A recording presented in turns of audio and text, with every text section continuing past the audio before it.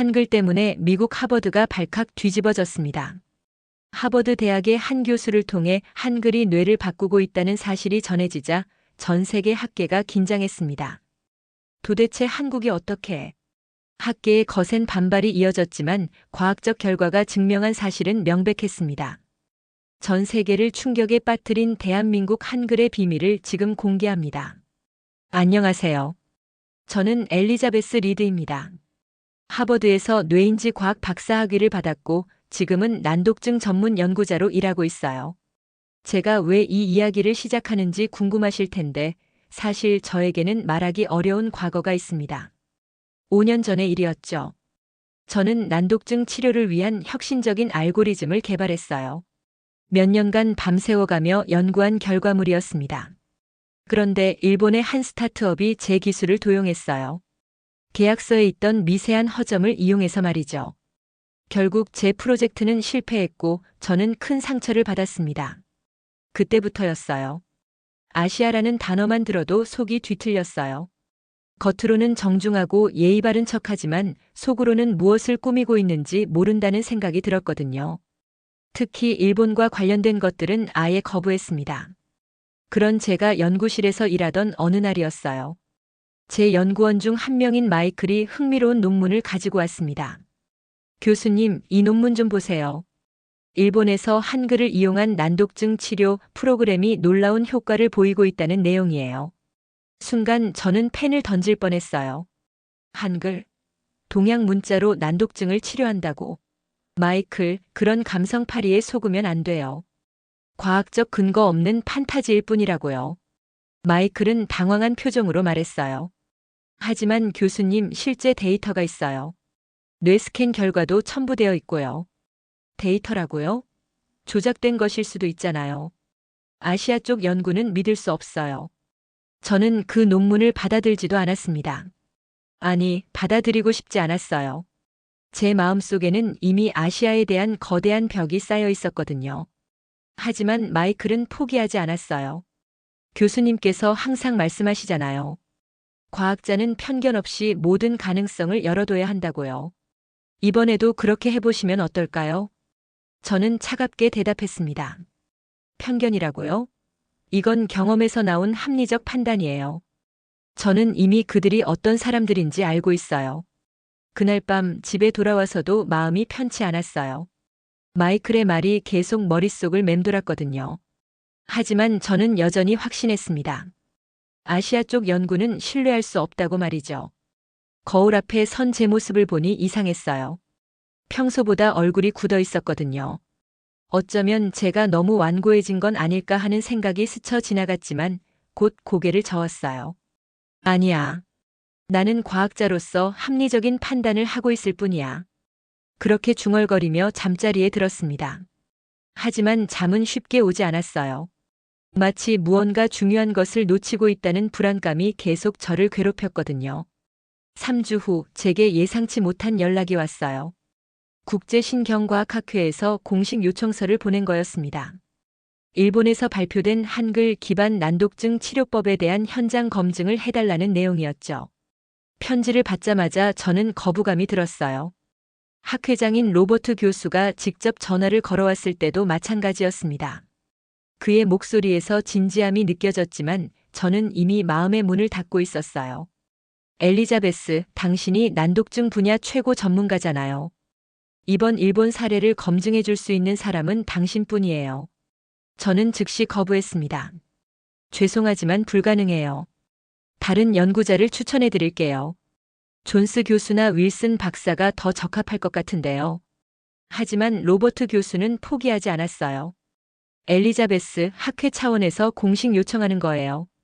이 결과가 사실이라면 전 세계 난독증 환자들에게 희망이 될 수 있어요. 당신의 객관적인 검증이 필요해요. 전 세계 환자들이라는 말에 제 마음이 조금 흔들렸어요. 하지만 여전히 망설여졌습니다. 교수님, 제가 아시아 쪽 연구에 대해 어떤 입장인지 아시잖아요. 그래서 더욱 당신이 필요한 거야. 편견 없는 과학적 검증 말이야. 결국 저는 어쩔 수 없이 승낙했습니다. 하지만 제 속마음은 완전히 달랐어요. 직접 가서 그들의 허점을 찾아내서 과학으로 완전히 부정해주겠다는 생각이었거든요. 이번 기회에 아시아 연구의 허술함을 만천하에 드러내겠다고 다짐했습니다. 출발 전날 밤 저는 일본행 항공료를 예매하면서도 불쾌한 기분이었어요.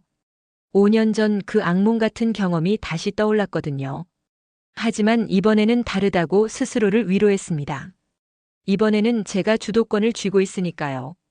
비행기 안에서도 마음이 편치 않았어요. 주변에서 일본어가 들려올 때마다 신경이 곤두섰습니다. 옆자리에 앉은 일본인 승무원이 친절하게 서비스를 해줬지만 저는 최소한의 대답만 했어요. 나리타 공항에 도착했을 때의 기분을 지금도 생생히 기억해요. 발을 디디는 순간부터 불편했습니다. 주변에서 들리는 일본어 간판들, 모든 것이 5년 전의 상처를 떠올리게 했어요. 특히 공항 곳곳에 붙어있는 한글 안내판을 보니 더욱 기분이 이상했습니다. 한글이 왜 일본 공항에 이렇게 많이 보이지? 입국 심사를 받으면서도 긴장했어요. 심사관이 영어로 방문 목적을 물었을 때 저는 간단하게 대답했습니다. 연구 목적입니다. 어떤 연구인가요? 교육 관련 연구입니다. 더 자세히 말하고 싶지 않았어요. 한글 연구라고 말하면 뭔가 인정하는 것 같았거든요. 공항에서 택시를 탔을 때 일이에요. 택시 기사가 영어로 말을 걸어왔습니다. 어디서 오셨어요? 미국에서 왔습니다. 아, 연구자시군요. 요즘 외국 연구자들이 많이 와요. 한글 공부하러요. 한글이라는 단어를 듣는 순간 저는 입을 다물었어요. 더 이상 대화하고 싶지 않았거든요. 창밖 풍경을 바라보며 침묵을 지켰습니다. 하지만 기사는 계속 말을 걸어왔어요. 한글이 정말 신기해요. 우리 손자가 배우고 있는데 일본어보다 쉽다고 하더라고요. 저는 고개만 끄덕였어요. 내심으로는 그런 게 과연 과학적으로 검증된 사실일까라고 의심했습니다. 도쿄 시내를 지나면서 더욱 놀라운 광경을 목격했어요. 곳곳에서 한글 간판들을 발견할 수 있었거든요. 한국 레스토랑뿐만 아니라 일반 상점에서도 한글을 사용하고 있었습니다. 이게 정말 일본 맞나? 하지만 곧 냉소적인 생각이 들었어요. 아마 한류 열풍 때문일 거라고 판단했습니다. 유행일 뿐이라고 말이죠. 도쿄 외곽의 특수교육센터에 도착했을 때는 이미 해가 지고 있었어요. 건물은 생각보다 작고 소박했습니다. 화려한 시설을 기대했던 건 아니지만 뭔가 실망스러웠어요. 이런 곳에서 과연 제대로 된 연구가 이루어지고 있을까 싶었거든요. 센터장인 타나카 씨가 저를 맞이했습니다. 50대 중반으로 보이는 그는 정중하게 인사했어요. 리드 교수님, 멀리서 와주셔서 감사합니다. 내일부터 본격적인 관찰을 시작하시죠. 네, 빨리 끝내고 싶어요. 제 차가운 반응에 타나카 씨는 당황한 것 같았어요. 하지만 저는 신경 쓰지 않았습니다. 애초에 이곳에 온 목적이 우호적인 교류가 아니었거든요. 오히려 그들의 연구를 논리적으로 반박하기 위해 온 거였으니까요. 센터 내부를 간단히 둘러보면서 저는 비판적인 시각으로 모든 걸 관찰했어요. 시설은 낡았고 장비도 최신식이 아니었습니다. 이런 환경에서 나온 연구 결과를 어떻게 신뢰할 수 있을까요? 그날 밤 호텔에서 연구 계획을 세우면서 저는 다시 한번 다짐했어요. 철저히 검증하자. 모든 허점을 찾아내서 이 허황된 주장을 과학으로 박살내자. 노트에 검증 항목들을 하나씩 적어 내려갔습니다. 실험 설계의 문제점, 표본 크기의 적절성, 통계 분석의 타당성 결과, 해석의 오류 가능성까지 꼼꼼히 체크리스트를 만들었어요. 하지만 노트를 적어가면서도 마음 한편으로는 이상한 감정이 들었어요. 마치 제가 너무 방어적이 된 건 아닌가 하는 생각이 말이죠. 평소 같았으면 새로운 연구에 대해 열린 마음으로 접근했을 텐데요. 하지만 곧 그런 생각을 떨쳐냈습니다. 아니야. 이건 합리적 의심이야. 과학자의 기본 자세라고. 다음 날 아침 센터로 향하는 길에서 저는 주변 풍경을 유심히 봤어요. 평범한 주택가였는데 아이들이 등교하는 모습이 보였습니다. 그 중에서 한글이 적힌 가방을 메고 가는 아이를 발견했어요. 한글 가방? 일본 아이가? 순간 호기심이 생겼지만 곧 고개를 저었어요. 아마 한류 열풍의 영향일 거라고 생각했거든요. 단순한 유행 추종일 뿐이라고 판단했습니다. 센터에 도착해서 첫 번째 관찰을 시작할 준비를 하면서 저는 마음을 단단히 먹었어요. 어떤 감동적인 장면을 보여줘도 속지 않겠다고 말이죠. 하지만 그때의 저는 몰랐어요. 제가 곧 경험하게 될 충격이 얼마나 클지를요. 첫 번째 관찰 수업이 시작됐어요. 저는 교실 뒤편에 앉아서 냉정하게 상황을 지켜봤습니다. 아이들은 10살 정도로 보였고 모두 학습 장애가 있는 학생들이었어요. 교실 분위기는 생각보다 밝았지만 저는 여전히 회의적이었습니다. 타나카 씨가 제게 조심스럽게 속삭였습니다. 저기 앞자리에 앉은 유우키라는 아이를 유심히 봐주세요. 6개월 전만 해도 글자 하나 제대로 읽지 못했거든요. 저는 속으로 코웃음을 쳤어요. 6개월 만에 극적인 변화라니 뻔한 각본이라고 생각했거든요. 아마 연출된 장면일 거라는 의심이 들었습니다. 정말 그럴까요? 혹시 과장된 건 아닌가요? 직접 보시면 아실 거예요. 교실 앞에 선 선생님은 30대 중반의 여성이었어요. 그녀는 한글 카드를 들고 수업을 시작했습니다. 아이들은 한글로 된 단어를 소리내어 읽기 시작했어요. 처음에는 별로 놀랍지 않았습니다. 단순히 암기한 걸 따라하는 것처럼 보였거든요. 가족, 사랑, 친구. 아이들이 읽는 단어들을 들으면서 저는 속으로 분석했어요. 발음이 정확하긴 하지만 이 정도는 반복 학습으로도 충분히 가능하다고 생각했습니다. 그런데 예상치 못한 일이 일어났어요. 유우키가 손을 들었습니다. 선생님, 저 이 단어로 문장 만들어도 돼요? 선생님이 놀란 표정으로 답했어요. 물론이지, 유우키야. 이때까지만 해도 저는 별로 관심이 없었어요. 아마 미리 준비한 문장을 말할 거라고 예상했거든요.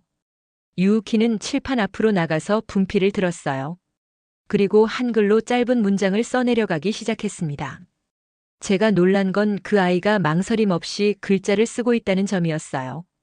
저는 책 읽는 것이 좋아요. 유우키가 또박또박 읽기 시작했을 때 저는 의자에서 몸이 앞으로 기울어지는 걸 느꼈어요. 그 아이의 발음이 너무 자연스러웠거든요. 단순 암기가 아니라 진짜로 이해하고 있는 것 같았습니다. 더 놀라운 건 다음이었어요. 유우키는 그 문장을 일본어로 번역해서 친구들에게 설명했습니다. 이 문장은 일본어로 와타시와 호노 요무노가 스키데스라는 뜻이에요. 그러면서 각 한글 단어가 일본어의 어떤 부분에 해당하는지 설명하기 시작했어요. 한글을 매개로 해서 자신의 생각을 표현하고 있었던 거죠. 저는 당황했어요. 이런 수준의 언어 이해와 표현 능력은 단순한 암기로는 불가능했거든요. 실제로 언어를 습득한 것 같았습니다. 수업이 계속되면서 다른 아이들도 비슷한 모습을 보였어요. 한 아이는 한글로 짧은 시를 지어 발표했고 또 다른 아이는 한글 단어를 조합해서 새로운 표현을 만들어냈습니다. 이건 뭔가 다르다. 속으로 중얼거리면서 저는 더 자세히 관찰하기 시작했어요. 아이들의 표정, 목소리 톤, 몸짓까지 모든 걸 분석했습니다. 수업이 끝난 후 저는 타나카 씨에게 직접 물었어요. 저 유우키라는 아이 정말 6개월 전에는 글을 못 읽었나요? 혹시 다른 요인이 있었던 건 아닌가요? 네, 학급에서 가장 뒤처지는 아이였어요. 선생님들도 포기 상태였죠. 심지어 특수학급 전학까지 고려했었거든요. 타나카 씨의 말에도 불구하고 저는 여전히 믿기 어려웠어요. 하지만 과학자로서 객관적으로 판단해야 했습니다. 혹시 학습 동기가 향상된 것일 수도 있잖아요. 새로운 문자에 대한 호기심이나 선생님의 관심 때문에 말이에요. 그럴 수도 있죠. 하지만 다른 설명도 가능할 것 같은데요. 타나카 씨는 고개를 끄덕이며 말했어요. 처음에는 저희도 그렇게 생각했어요. 하지만 뇌파 검사 결과를 보시면 생각이 바뀔 거예요. 그 순간 저는 이상한 감정을 느꼈어요. 마치 제 안에서 뭔가 흔들리고 있는 것 같았거든요. 하지만 여전히 의심스러웠습니다.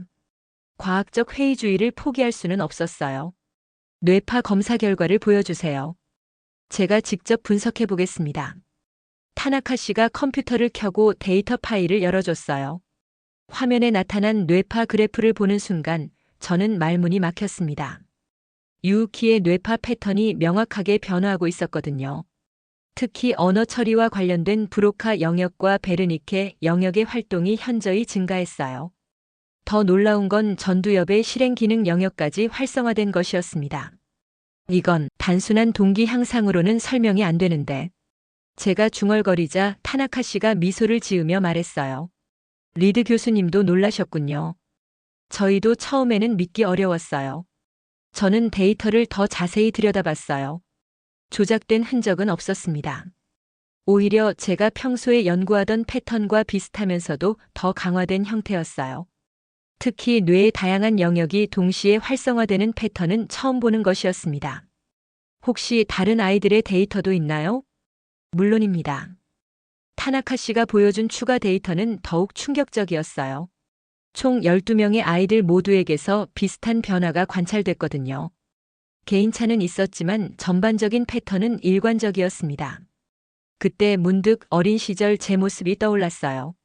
저도 경계성 난독증이 있었거든요. 글자가 뒤바뀌어 보이고 읽기가 너무 어려웠던 기억이 생생히 났습니다. 특히 알파벳을 거꾸로 쓰거나 단어 순서를 바꿔서 읽는 실수를 자주 했었죠. 그 힘들었던 시간들이 갑자기 생생해지면서 제 눈시울이 뜨거워졌어요. 만약 그때 저에게도 이런 도구가 있었다면 어땠을까 하는 생각이 들었거든요.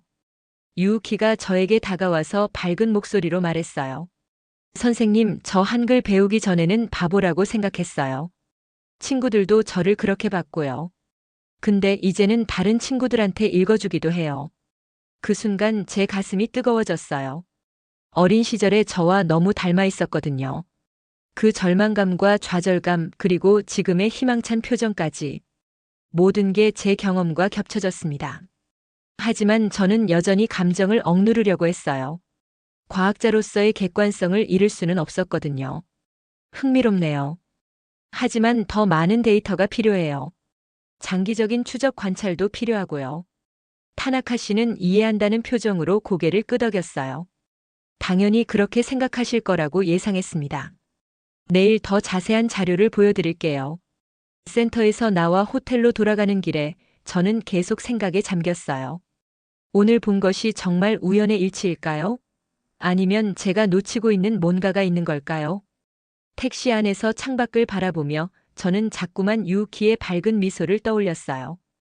그 아이가 저는 책 읽는 것이 좋아요라고 말할 때의 자신감 넘치는 목소리가 귓가에 맴돌았습니다. 그날 밤 호텔방에서 저는 오랫동안 잠들지 못했어요. 유우키의 환한 표정이 계속 떠올랐거든요. 그리고 제 마음 깊은 곳에서 작은 균열이 생기기 시작했다는 것을 그때는 미처 몰랐습니다. 침대에 누워서 천장을 바라보며 저는 스스로에게 질문했어요. 혹시 내가 너무 편견에 사로잡혀 있는 건 아닐까? 하지만 곧 그런 생각을 떨쳐냈습니다. 아직 하루만 본 것일 뿐이니까요.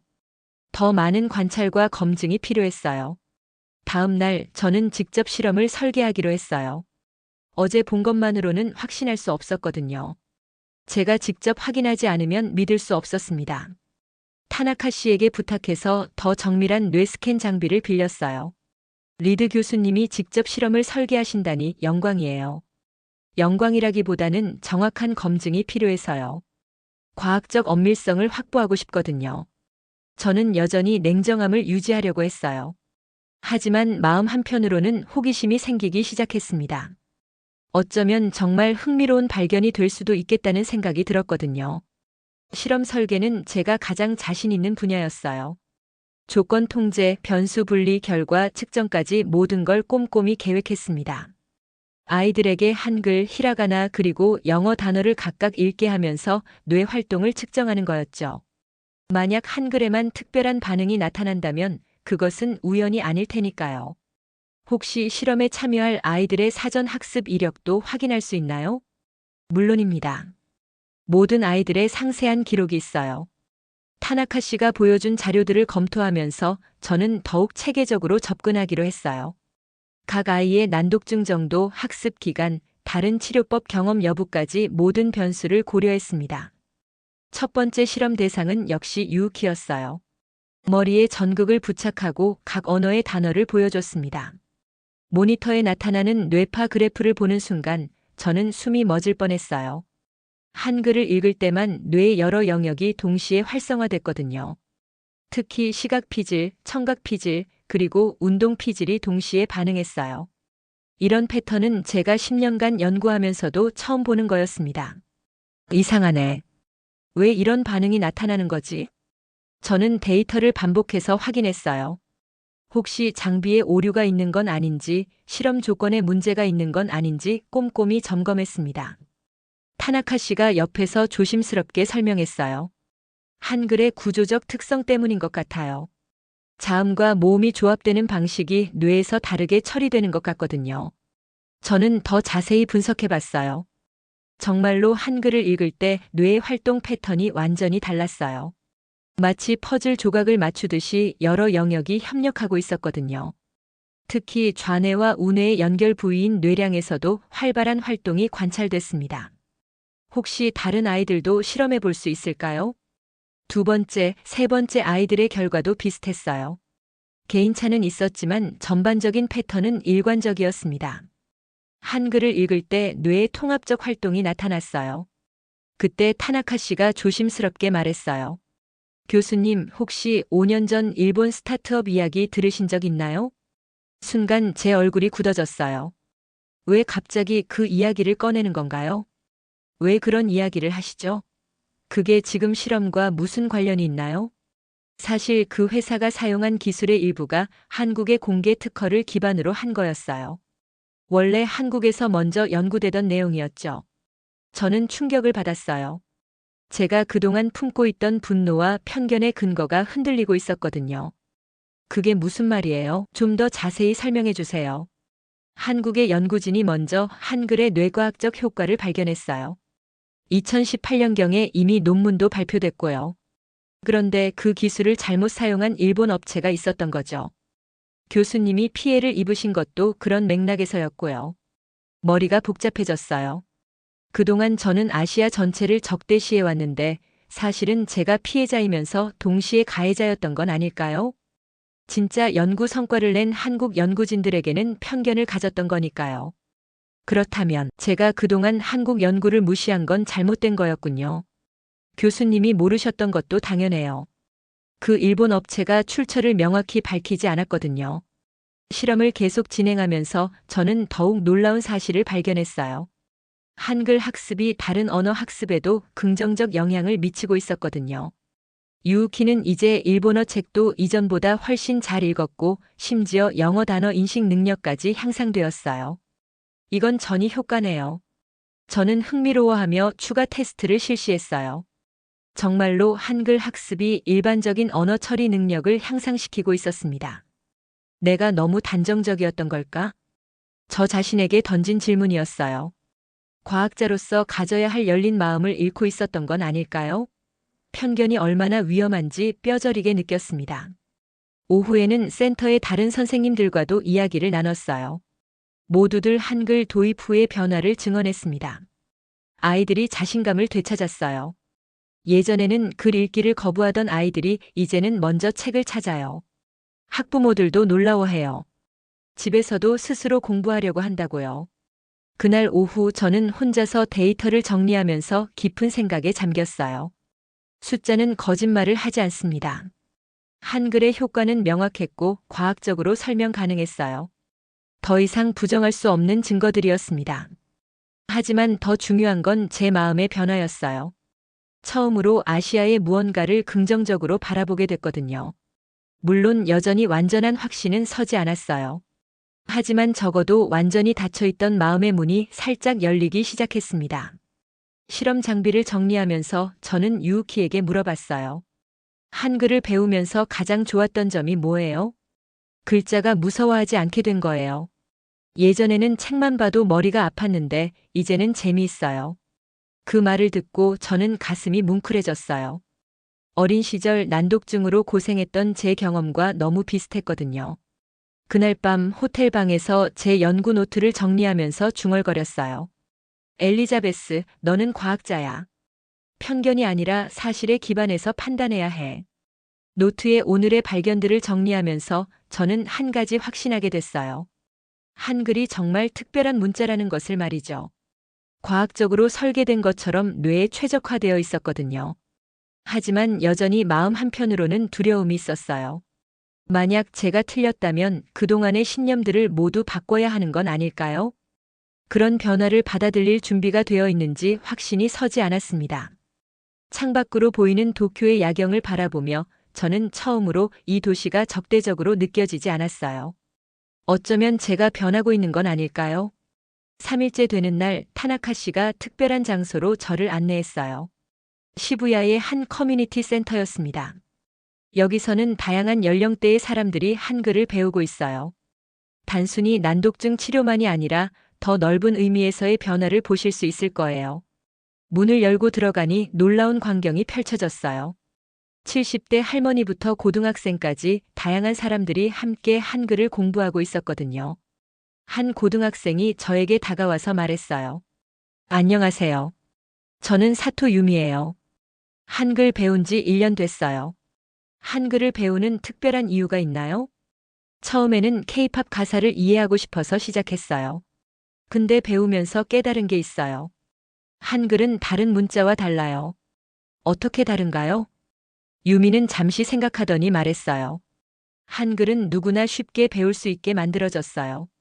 어려운 한자를 몰라도 복잡한 규칙을 외우지 않아도 돼요. 정말 공평한 문자 같아요. 그때 옆에 앉아 계시던 할머니가 끼어들었어요. 맞아요.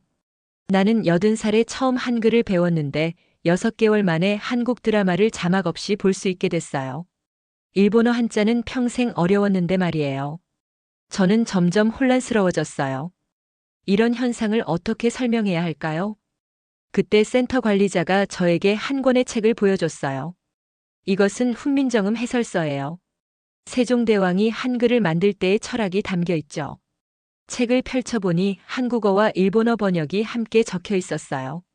그 중에서 한 문장이 제 시선을 사로잡았습니다. 나라 말이 중국과 달라 한자와 서로 통하지 않아서 어리석은 백성들이 말하고자 하는 바가 있어도 제 뜻을 펴지 못하는 사람이 많다. 내가 이를 불쌍히 여겨. 읽는 순간 저는 전율을 느꼈어요. 이것은 단순한 문자 창제가 아니었어요. 사회적 약자를 위한 혁명이었던 거죠. 세종대왕은 일반 백성들이 글을 배우기 어려워하는 것을 보고 한글을 만들었어요. 권력층만 사용하던 한자가 아니라 모든 사람이 쉽게 배울 수 있는 문자를 만든 거죠. 관리자의 설명을 들으면서 저는 깊은 감동을 받았어요. 문자가 권력의 도구가 아니라 소통의 다리가 될 수 있다는 생각이 처음 들었거든요. 그래서 한글이 특별한 거구나. 저도 모르게 중얼거렸어요. 과학적 구조와 인문학적 철학이 결합된 문자. 이런 걸 어떻게 평가해야 할까요? 그때 한 중년 남성이 저에게 다가와서 말했어요. 저는 원래 읽기 장애가 있었어요. 일본어 책은 한 페이지 읽는데도 30분이 걸렸거든요. 그런데 한글로 쓰인 책은 술술 읽혀요. 어떻게 그런 일이 가능하죠? 한글의 구조가 뇌에서 처리하기 쉽게 되어 있는 것 같아요. 자음과 모음이 논리적으로 조합되니까 머릿속에서 퍼즐 맞추듯이 자연스럽게 인식돼요. 그 순간 제가 지난 며칠간 관찰한 데이터들이 하나로 연결됐어요. 한글이 단순히 효과적인 문자가 아니라 인간의 뇌 구조를 고려해서 설계된 과학적 도구였던 거죠. 오후에는 아이들과 노인들이 함께하는 특별한 수업이 있었어요. 서로 다른 세대가 한글을 매개로 소통하고 있었거든요. 10살 난독증 아이가 80세 할머니에게 한글을 가르쳐주는 모습을 보면서 저는 가슴이 뭉클해졌어요. 문자가 단순한 의사소통 도구를 넘어서 사람과 사람을 연결하는 다리 역할을 하고 있었거든요. 할머니, 이 글자는 이렇게 읽어요. 사랑이에요. 고마워, 유키야. 할머니도 이제 사랑이라는 글자를 쓸 수 있겠네. 그 대화를 들으면서 저는 눈시울이 뜨거워지는 걸 느꼈어요. 어린 시절 글을 읽지 못해서 고생했던 제 모습이 유우키와 겹쳐 보였거든요. 하지만 유우키는 저와 달리 희망을 찾았어요. 한글이라는 도구를 통해서 말이죠. 그날 저녁 혼자서 센터를 걸어 나오면서 저는 깊은 생각에 잠겼어요. 제가 그동안 과학이라고 생각했던 것들이 얼마나 편협했는지 깨닫기 시작했거든요. 과학은 객관적이고 중립적이라고 생각했는데 사실은 내 편견으로 가득했구나. 길가에 서서 도쿄의 야경을 바라보면서 저는 처음으로 아시아의 무언가를 아름답다고 느꼈어요. 네온 사인들 사이에서 한글 간판을 발견했을 때의 기분은 정말 묘했습니다. 더 이상 불편하지 않았거든요. 그날 밤 호텔에서 저는 세종대왕의 철학에 대해 더 자세히 알아봤어요. 인터넷을 검색하면서 읽은 자료들은 제 세계관을 완전히 뒤흔들었습니다. 모든 사람이 글을 읽고 쓸 수 있어야 한다는 생각으로 문자를 만들었다니. 이것은 500년 전 이야기였어요. 그 시대에 이런 민주적 사고를 가진 사람이 있었다는 사실이 경이로웠습니다.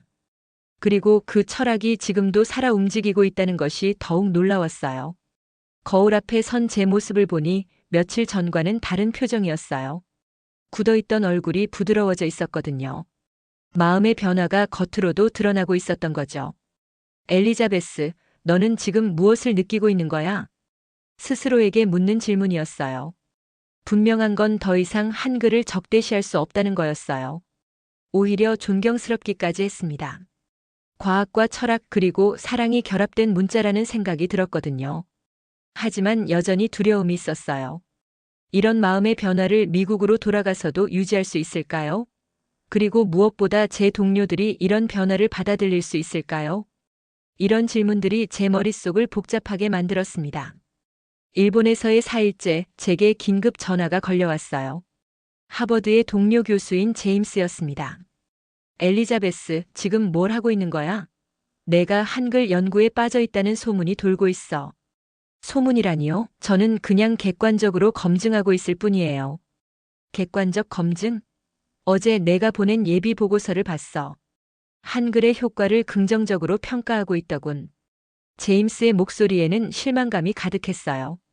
저는 당황했습니다. 데이터가 그렇게 나온 걸 어떡해요? 과학자로서 사실을 왜곡할 수는 없잖아요. 엘리자베스, 너도 한류에 빠진 거야? 아시아의 감성파리에 속고 있는 거 아니야? 그 말을 듣는 순간 저는 화가 났어요. 제가 이토록 신중하게 연구하고 있는데 한류라니요? 제임스, 그런 식으로 말하면 안 돼요. 저는 지금 진지한 과학적 연구를 하고 있어요. 진지한 연구라고? 5년 전 일본에서 당한 일을 벌써 잊었어? 또 속는 거 아냐? 전화를 끊은 후 저는 깊은 좌절감에 빠졌어요. 제가 변화하고 있다는 것을 동료들이 이해하지 못한다는 사실이 슬펐거든요. 그날 오후 시부야의 한 고등학교를 방문했어요. 그곳에서는 한글을 제2외국어로 가르치고 있었습니다. 학생들과 이야기를 나누면서 저는 또 다른 깨달음을 얻었어요. 17세 학생인 타카시가 저에게 말했어요. 선생님, 한글 배우기 전에는 외국어가 너무 어려웠어요. 영어도 중국어도 다 포기했거든요. 근데 한글은 달라요. 어떻게 다른가요? 규칙이 명확해요. 예외가 거의 없어서 헷갈리지 않아요. 그래서 자신감이 생겼어요. 타카시의 친구인 미사키도 끼어들었어요. 저희는 한글로 일기를 써요. 일본어로 쓸 때보다 솔직한 감정을 표현할 수 있어요. 왜 그럴까요? 아마 한글이 감정을 표현하기에 더 자유로운 문자인 것 같아요.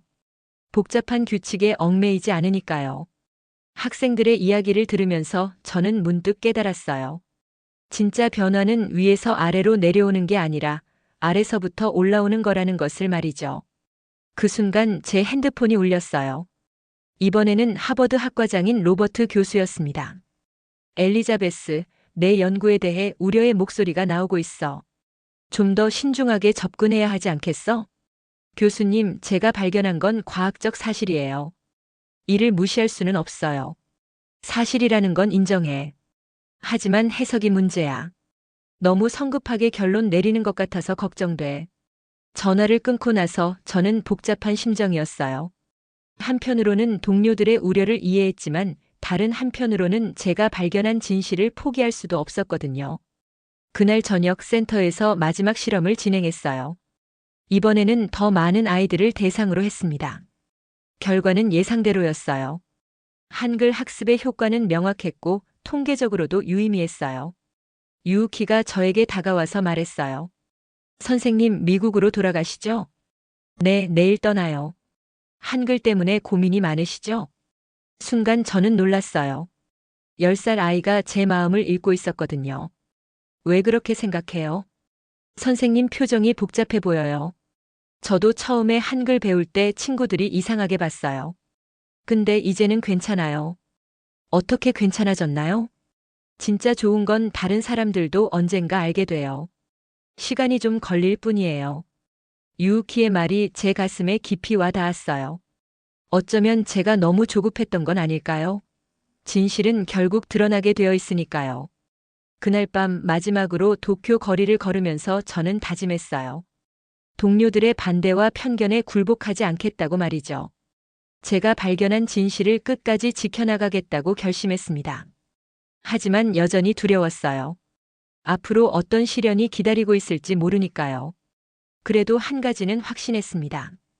더 이상 편견에 갇혀 살지는 않겠다는 것이었어요. 일본 마지막 날 예상치 못한 제안이 들어왔어요. 시부야에서 열리는 다문화 교육 포럼에서 발표를 해달라는 거였습니다. 타나카 씨가 조심스럽게 물었어요. 교수님께서 한글 연구 결과를 발표해 주시면 정말 의미가 클 것 같아요. 어떠세요? 순간 망설여졌어요.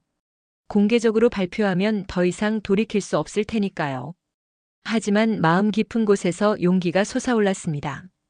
좋습니다. 발표하겠어요. 발표 준비를 하면서 저는 지난 일주일을 되돌아봤어요. 처음에는 한글을 부정하려고 왔는데 이제는 그 가치를 증명하려고 하고 있었거든요. 정말 아이러니한 상황이었습니다. 발표 당일 회장은 생각보다 많은 사람들로 가득했어요.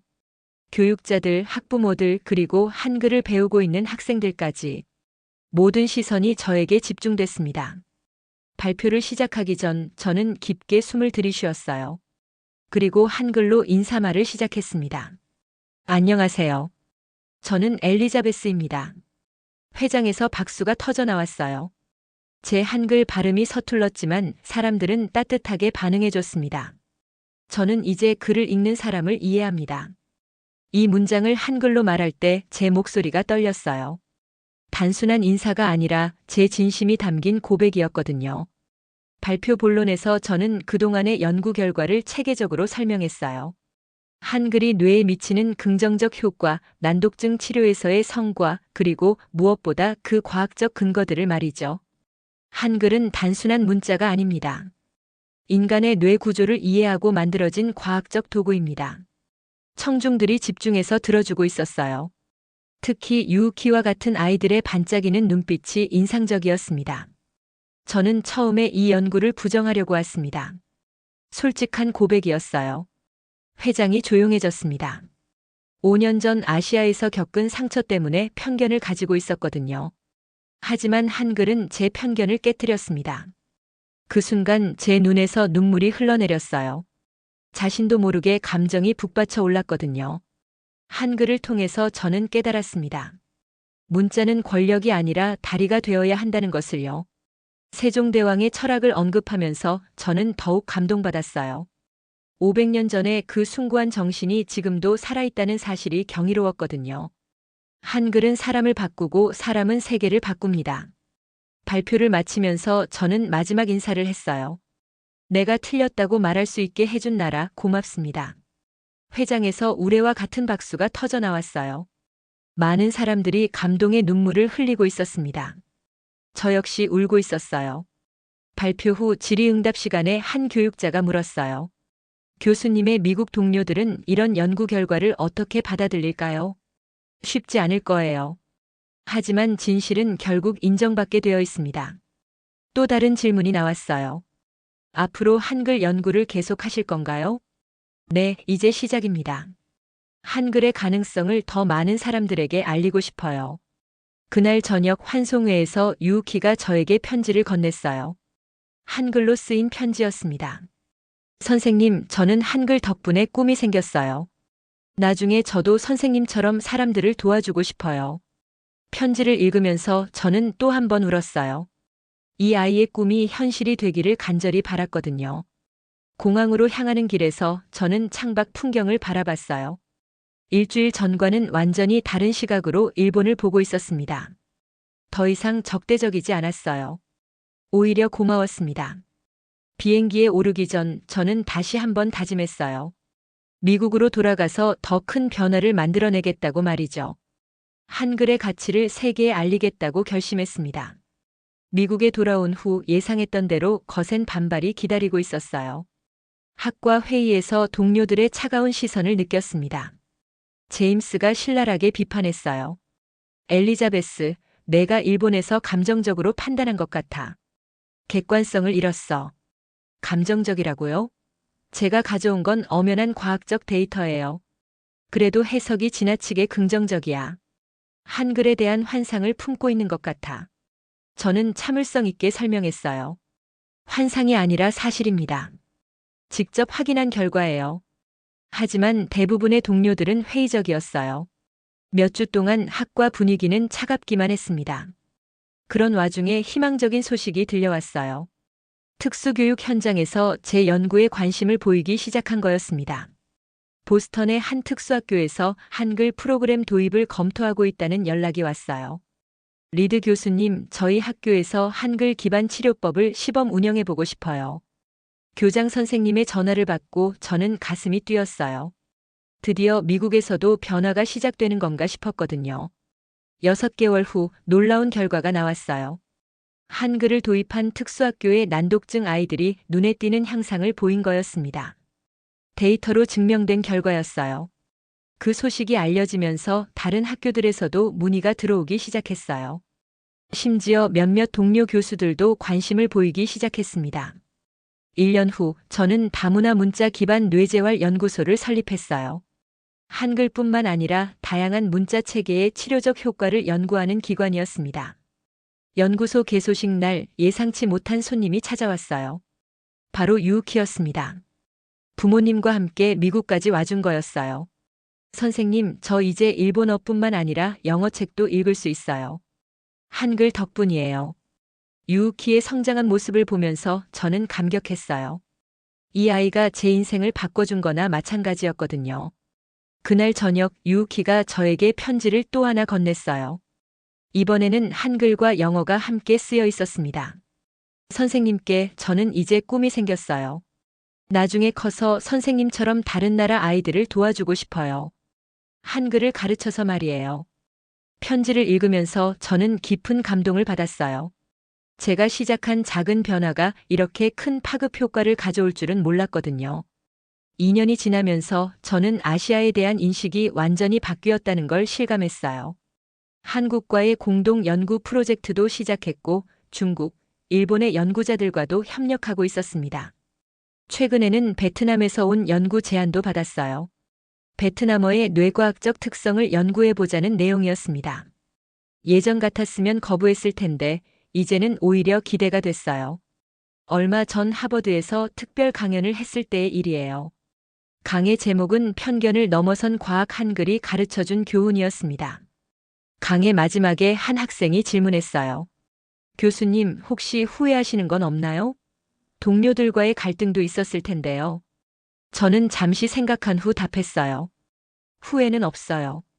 오히려 감사해요. 한글 덕분에 제 편견을 극복할 수 있었거든요. 그리고 무엇보다 유우키 같은 아이들을 만날 수 있었으니까요. 요즘 제 연구실에는 한글로 쓰인 감사 편지들이 많이 걸려 있어요. 전 세계에서 온 편지들입니다. 한글을 배워서 삶이 바뀌었다는 이야기들이죠. 그 편지들을 볼 때마다 저는 생각해요. 나는 한국 덕분에 아시아를 두려워하지 않게 됐다고요. 그리고 제 편견을 극복한 뇌도 이제 자유롭다고 말이죠. 몇 주 전에는 세종대왕 동상이 있는 한국 광화문을 직접 방문했어요. 동상 앞에 서서 깊은 인사를 드렸습니다. 500년 전 한 왕의 숭고한 꿈이 오늘날 전 세계 사람들에게 희망을 주고 있다는 사실이 경이로웠거든요. 지금 저는 새로운 프로젝트를 준비하고 있어요. 문자와 뇌 인류의 소통 역사라는 책을 쓰고 있습니다. 한글장은 특별히 정성을 들여서 쓰고 있어요. 마지막으로 하고 싶은 말이 있어요. 편견은 우리의 가능성을 제한합니다.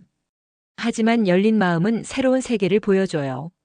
저는 한글을 통해서 그것을 배웠습니다. 문자는 권력이 아니라 다리가 되어야 합니다. 한글은 사람을 바꾸고 사람은 세계를 바꿉니다. 나는 아시아를 경멸했지만 한국은 내 뇌를 움직였습니다.